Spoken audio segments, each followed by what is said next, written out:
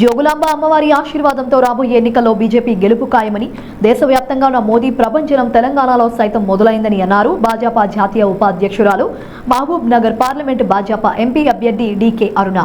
ఈ మేరకు జోగులాంబ గద్వాల్ జిల్లా బీజేపీ పార్టీ కార్యాలయంలో ఏర్పాటు చేసిన విలేకరుల సమావేశంలో డీకే అరుణ మాట్లాడుతూ, నాగర్ కర్నూలు పార్లమెంట్ బీజేపీ అభ్యర్థిగా మాజీ పార్లమెంట్ అభ్యర్థి పోతుగంటి రాములు కుమారుడు భరత్ ప్రసాద్ పోటీ చేస్తున్నారని, ఆయనను అత్యధిక మెజారిటీతో గెలిపించాలని అన్నారు. మహబూబ్ నగర్, నాగర్ కర్నూలు రెండు నియోజకవర్గాల్లో సర్వేలు బీజేపీకి అనుకూలంగానే ఉన్నాయి అని వ్యాఖ్యానించారు.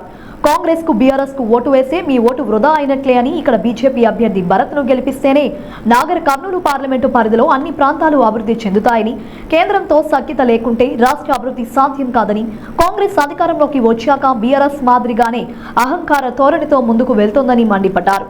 ఈ దేశంలోని గల్లీ నుంచి ఢిల్లీ వరకు అభివృద్ధి పనులకు నిధులు ఇచ్చింది కేంద్ర ప్రభుత్వమే అని అన్నారు. గత బీఆర్ఎస్ పాలనలో నష్టపోయిన ప్రజలు ఇప్పుడు కాంగ్రెస్ మోసపూరిత హామీలతో మోసపోతున్నారని ఎద్దేవా చేశారు. భారతీయ జనతా పార్టీ అభ్యర్థులు అందరినీ పరిచయం చేసి కార్యక్రమాన్ని ఇక్కడ అమ్మవారి ఆశీర్వాదం రావడం జరిగింది. భారతీయ జనతా పార్టీ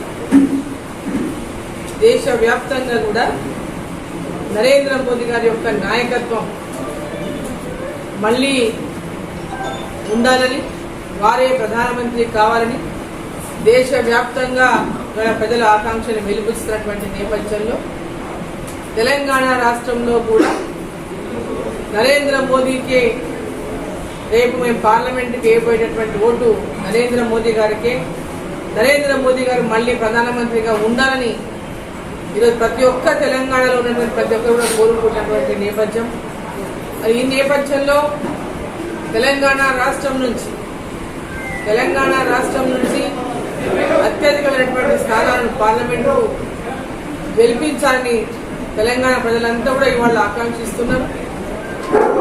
తెలంగాణ రాష్ట్రం అంతా కూడా ఇవాళ అత్యధిక స్థానాలు భారతీయ జనతా పార్టీకి వస్తే తెలంగాణలో అని చెప్పి పెద్ద ఎత్తున సర్వేలు చెప్తా ఉన్నాయి. ఎక్కడ సర్వేలు చూసినా తెలంగాణలో భారతీయ జనతా పార్టీ అత్యధిక స్థానాలు గెలుచుకోబోతుంది. ఇవాళ నరేంద్ర మోడీ అని చెప్పిన సందర్భంగా మనం చేస్తున్నాం. నేను గత 5 సంవత్సరాలుగా పార్లమెంట్లో ఉన్నప్పుడు భారతదేశ సార్వసత్తాక ప్రజాస్వామ్యాన్ని ఏదైతే మనం అనుకుంటున్నామో దాన్ని పరిరక్షించేటువంటి వ్యక్తి మన ప్రధాని నరేంద్ర మోడీ. ఈ సందర్భంగా మనం ఎందుకు భారతీయ జనతా పార్టీలో మేము చేరాలని ఇచ్చిందో మీ అందరికీ తెలుసు. గతంలో భరత్ ప్రసాద్కు 2 సార్లు జిల్లా పరిషత్ చైర్మన్గా అవకాశం వస్తే ఆ అవకాశాన్ని కొంతమంది మన జిల్లాలో ఉన్నటువంటి వాళ్ళు దానికి సైంధవులాగా అడ్డుపడి కాకుండా చేయడం జరిగింది. ఇది ఎంతవరకు సబబు, ఎంతవరకు న్యాయమో నియోజకవర్గ ప్రజలు ఆలోచించాలని చెప్పి ఈ సందర్భంగా పాత్రికేయుల ద్వారా విజ్ఞప్తి చేస్తున్నాను.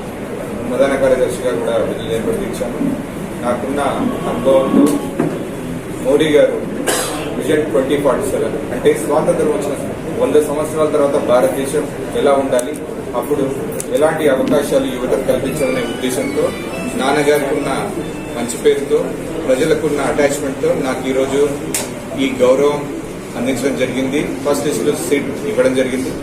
ఇప్పుడు నాగర్ కర్నూలు మరియు మహబూబ్ నగర్ పార్లమెంట్ 2 కూడా బీజేపీ గెలిచే పరిస్థితుల్లో ఉన్నాయి. రీసెంట్ సర్వేస్ బట్టి ఇక్కడ స్థానిక నేతలు మరియు జాతీయ నేతలు, రాష్ట్ర నేతలు అందరూ కూడా ముక్కుముడిగా ఎటువంటి విభేదాలు లేకుండా కలిసికట్టుగా గెలవడం కోసం ప్రయత్నం చేస్తున్నాం. మరొకసారి మోడీ గారిని ప్రధానమంత్రిగా చూడాలన్నది ప్రతి భారతీయుడి కల. కేంద్ర ప్రభుత్వం చేపడుతున్న పథకాలకు మరియు ప్రజలకు వారధిగా ఉండడానికే ఒక పార్లమెంటు సభ్యుడిగా నన్ను ఎన్నుకోవడానికి ప్రజలు సుముఖంగా ఉన్నారని, దానికి నేను వారికి సదా రుణపడి ఉంటానని పత్రికాముఖంగా ఇక్కడికి విచ్చేసిన పెద్ద ఎత్తున విచ్చేసిన మీడియా మిత్రులందరికీ కూడా